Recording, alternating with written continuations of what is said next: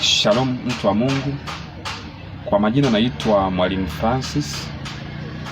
Leo ninatamani kushiriki na wewe jambo moja, na ni jambo ambalo limekuwa changamoto kwa watu wengi, hata mimi pia, lakini kwa neema ya Mungu nimekuletea wewe ili na wewe ufunguke.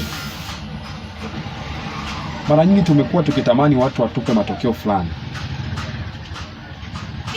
na tumekuwa tukijaribu kuhamasisha kwa namna mbalimbali ili waweze kufanya kama vile ambavyo tumetaka.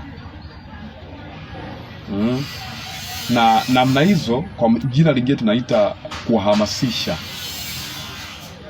Sasa kuna namna nyingi za kuhamasisha, ila kuna hii namna ambayo leo natamani niilete mbele zako ujue tu namna ya kutofautisha kwamba hii sio njia sahihi ya kuhamasisha. Inaitwa comparison, kufananisha. Comparison sio njia sahihi ya kuhamasisha mtu afanye jambo. Mara nyingi watu tumekuwa kwamba tunataka mtu fulani afanye jambo fulani, tunamwambia ona labda rafiki yako fulani yeye anafanya jambo hili kwa namna fulani na tunaona amefanikiwa, wewe vipi?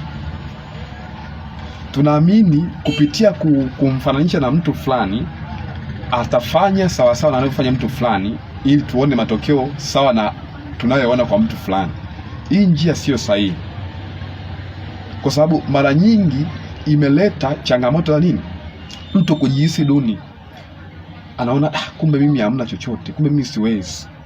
Lakini ukweli ni kwamba watu hatufanani. Uwezo ambao mtu amejengewa ndani mwake ni tofauti kati ya mtu mmoja na mwingine. Ukitaka mtu fulani afanye kama mtu fulani ili uone matokeo kama ni ngumu, iko kitu hakiwezekani, mwisho wa siku ataishia kukata tamaa, ataishia kuchukia, ataishia kuongeza mgogoro wa nafsi. Unajua ndani kuna pambana ndani kwamba yani hivi mimi kwa nini nimeshindwa? Kwa nini yule ameweza mimi nimeshindwa? Mpaka inainuka ile niseme kwamba wao wawezi, ni akina nani, wana nini na sisi tushindwe tuna nini? Sasa hii kitu sio sahihi. Hii kitu sio sahihi. Tunaona kama ni kitu cha kujihamasisha au kuhamasisha mtu au kuhamasishana, lakini uhalisia ni kwamba sio sahihi.